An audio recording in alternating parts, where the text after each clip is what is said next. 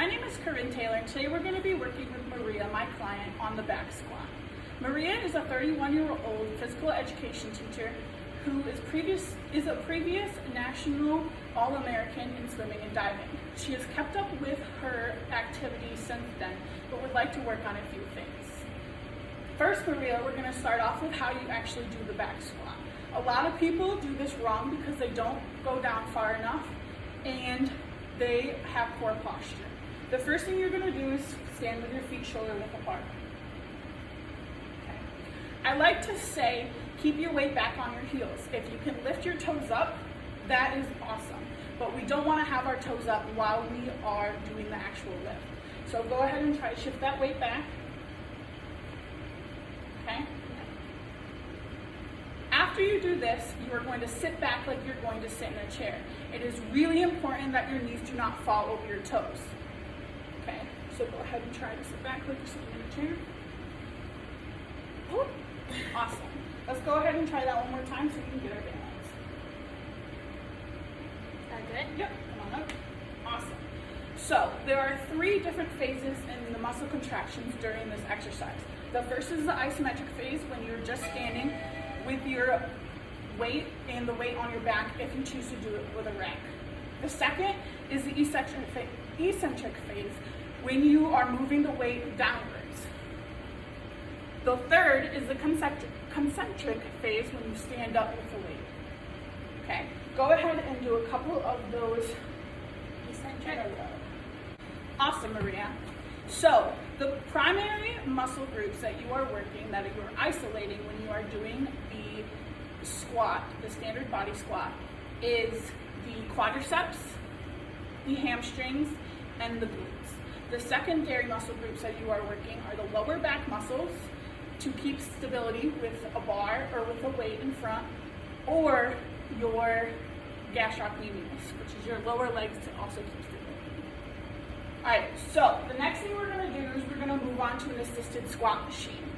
When we are doing this, I will make sure Maria has awesome posture. She's going to go ahead and step into the machine. We are going to start with no weight. So when we are doing a squat with weight, the first thing is to make sure your hands are in the right position.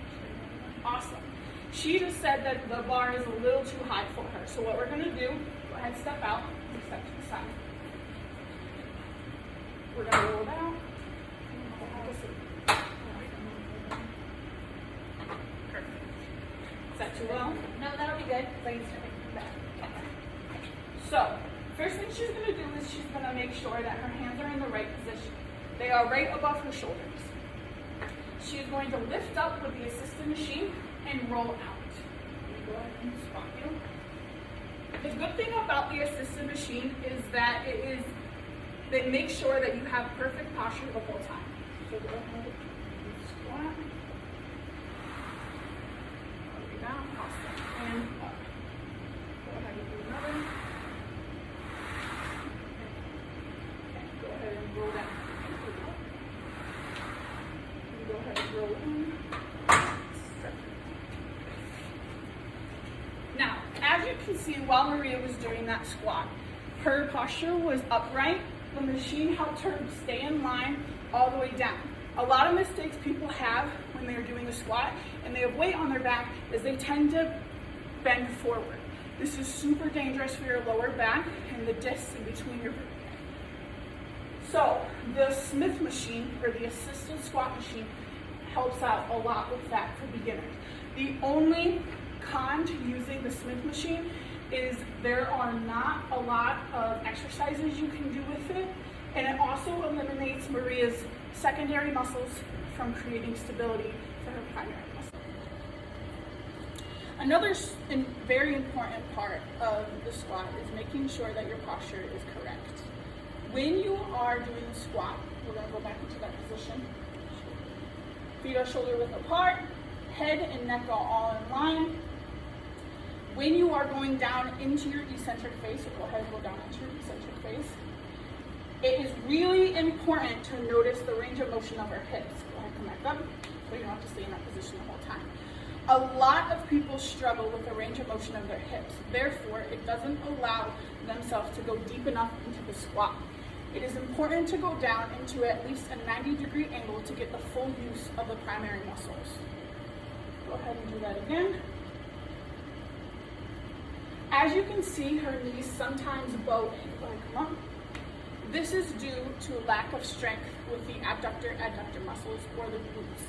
It is really important to work on those things before you go ahead and add weights. Next thing we're going to talk about are the 3 phases of the lift. The first is the prep phase. This is when the client puts both hands on the bar, goes under the bar, rests the bar at a perfect spot on her neck that's comfortable. I'm going to move your hair for you so that we don't stand it. Okay, this is the prep phase. The second phase is the central phase. This is actually completing the movement.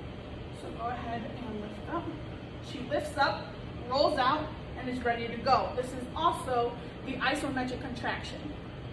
All right, go ahead with your central, down, up. Go ahead and do another. Okay, so after the central phase, you have to do the termination phase, or getting out of the lift. So with the assisted machine, my client's gonna go up on her tiptoes, roll her ribs in, and allow the bar to sit on the rack.